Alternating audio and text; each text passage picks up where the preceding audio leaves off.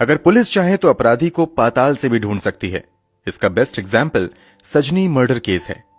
26 साल की सजनी नाम की एक महिला की हत्या 14 फरवरी 2003 को अहमदाबाद में हो जाती है। कथित तौर पर यह हत्या घर में लूटपाट के दौरान की गई थी। अभी पुलिस इस लूटपाट और हत्याकांड को सुलझा पाती कि अगले ही दिन इस महिला का पति भी लापता हो जाता है। अब पुलिस इस केस को और लापता पति को ढूंढने के लिए दिन रात एक कर देती है। मामले की गंभीरता को देखते हुए गुजरात के मुख्यमंत्री रहते हुए नरेंद्र मोदी पर्सनली इस केस में इंटरेस्ट लेते हैं और केस की जांच के आदेश देते हैं।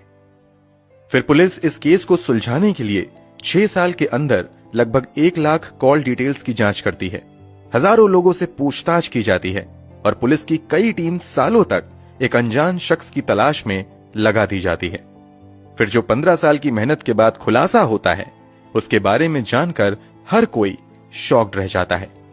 इस केस में पुलिस का काम इतना लाजवाब था कि अपराधी पुलिस से पूछने पर मजबूर हो गया था कि आप बस मुझे इतना बता दो कि आपने मुझे ढूंढा कैसे। पूरी सच्चाई जानकर आप भी हैरान रह जाएंगे। तो आखिर क्या है सजनी मर्डर केस की पूरी कहानी?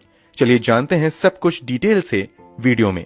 तो इस कहानी की शुरुआत होती है 14 फरवरी 2003 से। सुबह सुबह अहमदाबाद में रहने वाले ओके कृष्णन नाम के एक व्यक्ति के फोन की घंटी बजती है। ओके कृष्णन फोन उठाते हैं। दूसरी तरफ से उनके दामाद तरुण कुमार जीना राज की आवाज आती है, जो रोते हुए कह रहा था कि घर में बड़ी लूट की वारदात हुई है और लुटेरों ने इस लूटपाट के दौरान उनकी बेटी सजनी की भी हत्या कर दी है। बेटी की मौत की खबर सुनते ही ओके कृष्णन अपने कुछ रिश्तेदारों तथा पत्नी के साथ भागते हुए अपनी बेटी दामाद के घर जाते हैं। जब ये लोग वहां पहुंचते हैं तो देखते हैं कि घर का पूरा सामान बुरी तरीके से बिखरा हुआ है। सामने फ्लोर पर उनकी बेटी की लाश पड़ी हुई है, जिसके गले में दुपट्टा बंधा हुआ है।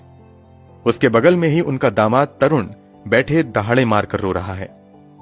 स्थिति को देखते हुए तुरंत सजनी को पास के अस्पताल में लोग ले जाते हैं, मगर अस्पताल में उसे मृत घोषित कर दिया जाता है। अब तक इस मामले की जानकारी अहमदाबाद पुलिस को भी हो जाती है।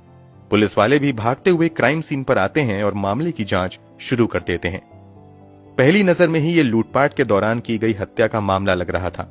इसके बावजूद पुलिस वाले एक एक चीज की बारीकी से जांच करते हैं और घटनाक्रमों को समझने के लिए मृत महिला सजनी के पति तरुण से पूछताछ करती है।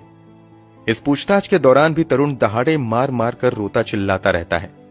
इस कारण पुलिस ज्यादा दबाव देकर उससे कुछ पूछताछ नहीं करती है, बल्कि शव को पोस्टमार्टम के लिए भेज दिया जाता है और आगे की कार्यवाही शुरू कर दी जाती है।